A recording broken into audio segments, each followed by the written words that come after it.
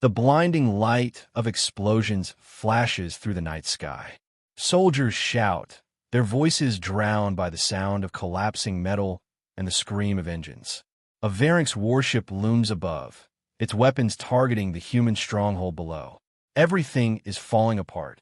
Yet, in the midst of chaos, one soldier makes a decision that could change everything. Will it be enough? The ground trembled beneath Sarah's boots as she sprinted across the debris-strewn street. A mix of fire and smoke blurred her vision, the acrid scent of burning metal and flesh stinging her nostrils. She could hear the Varynx warships overhead, their engines like distant thunder.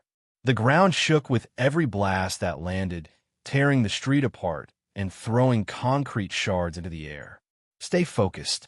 Move fast. Don't stop.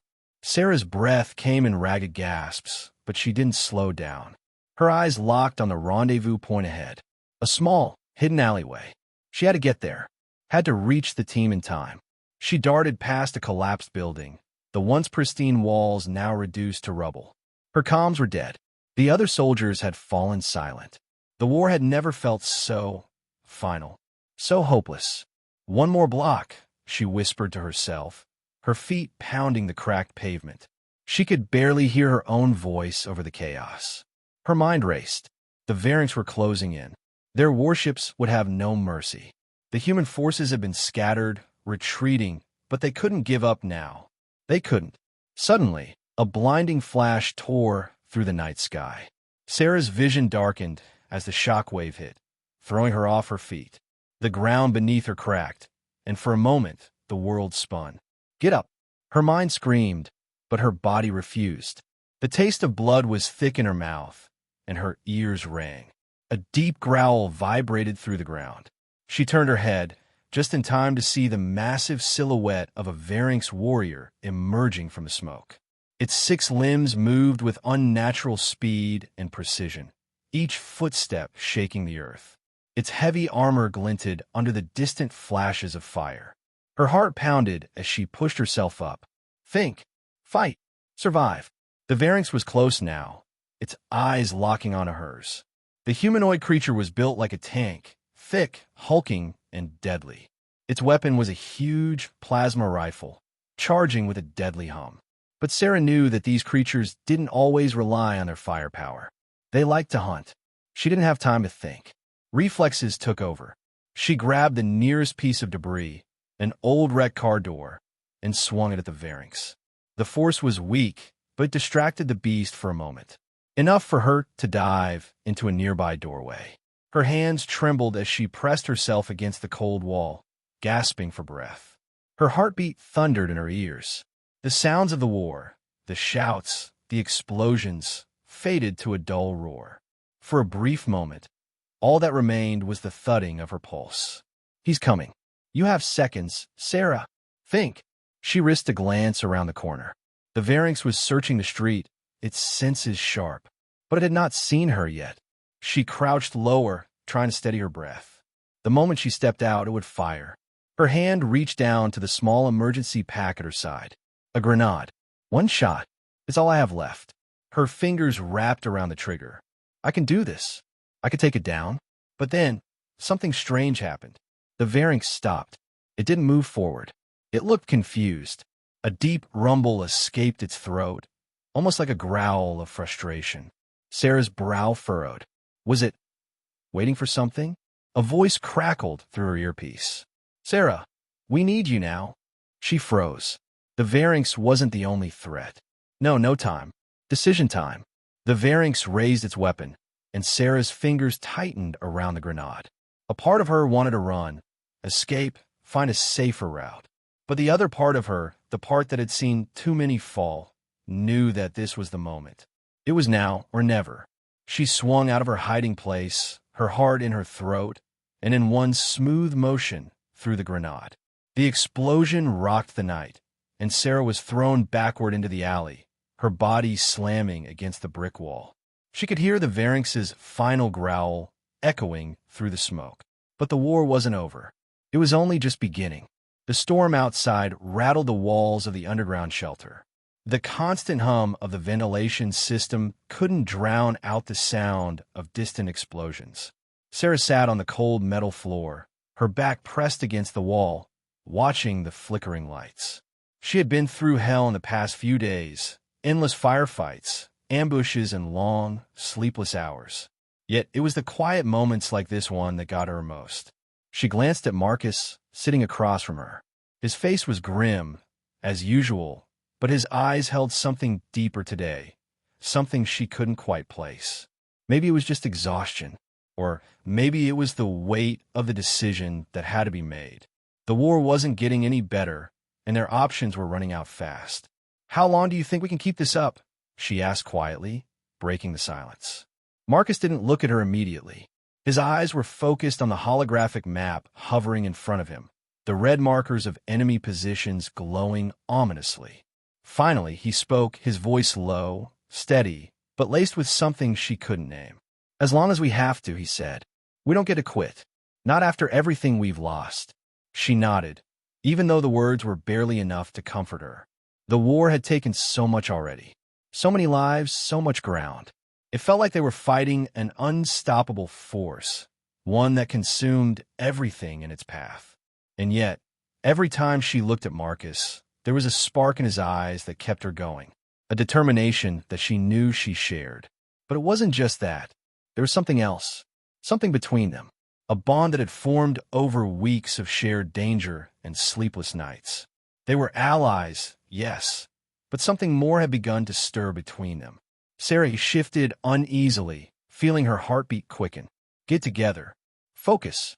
She cleared her throat. "Have you heard anything from command? Any updates on reinforcements?" Marcus shook his head.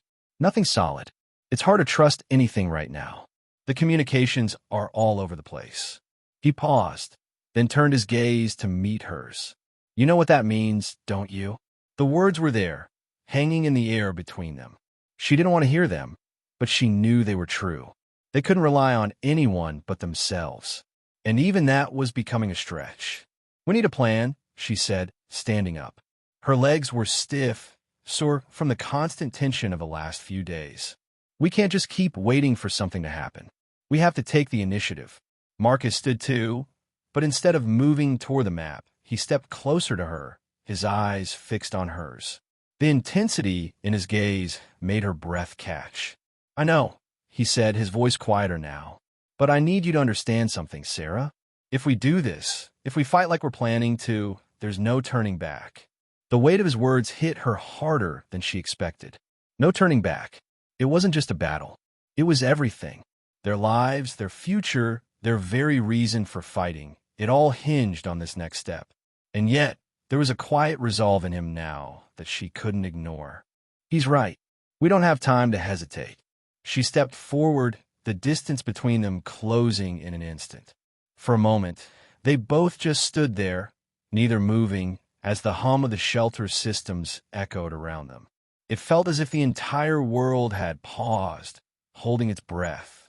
Then, without thinking, she reached out and took his hand. The contact was electric, raw with an unspoken promise. The tension between them snapped, and before either of them could pull away, she closed the gap and kissed him. It was brief, intense, a moment of defiance against the war, against everything that had been stripped from them. It was a kiss that spoke of survival, of choosing something, someone in the face of overwhelming odds. When they broke apart, their foreheads rested together, both breathing heavily. The world outside didn't matter for a second. "This is crazy," Sarah whispered. "I know," Marcus replied, his voice rough. "But maybe crazy is all we have left." The moment passed quickly, but it didn't go unnoticed. The tension between them had shifted. They had just crossed a line that neither of them could uncross. It was a line drawn in blood and fire, in a war that threatened to take everything from them. But somehow it felt right.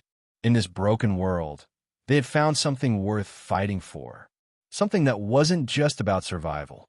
And in that brief silence, they both knew this was the beginning of something that could change everything, for better or for worse.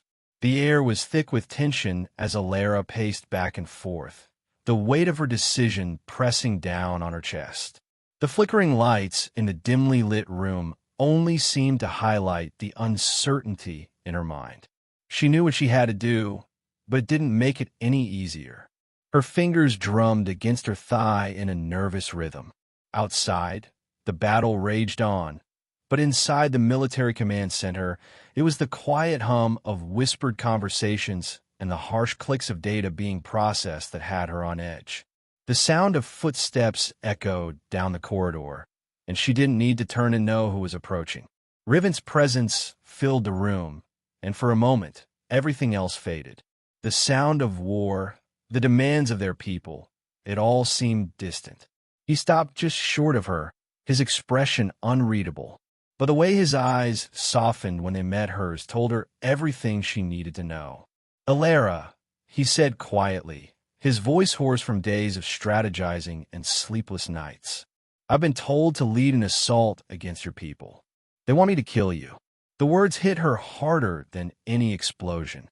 Her heart skipped a beat, but she forced herself to stay calm.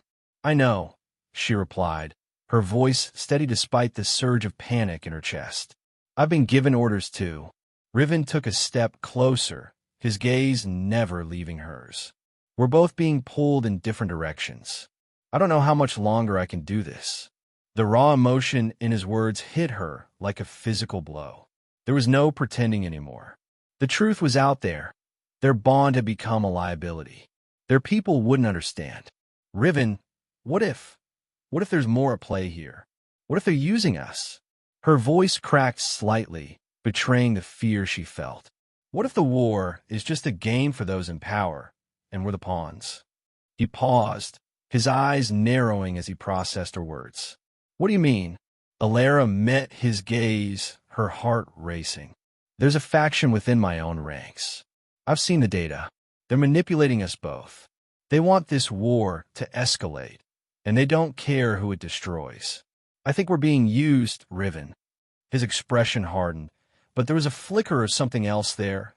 Fear, maybe, or the same exhaustion she felt in her bones. "If we expose them, it'll cost us everything. Our loyalty, our lives." Alara swallowed, the decision hanging between them. But her next words came with a force that surprised even her. "I'd rather risk everything than watch this war destroy us all." Riven's silence spoke volumes.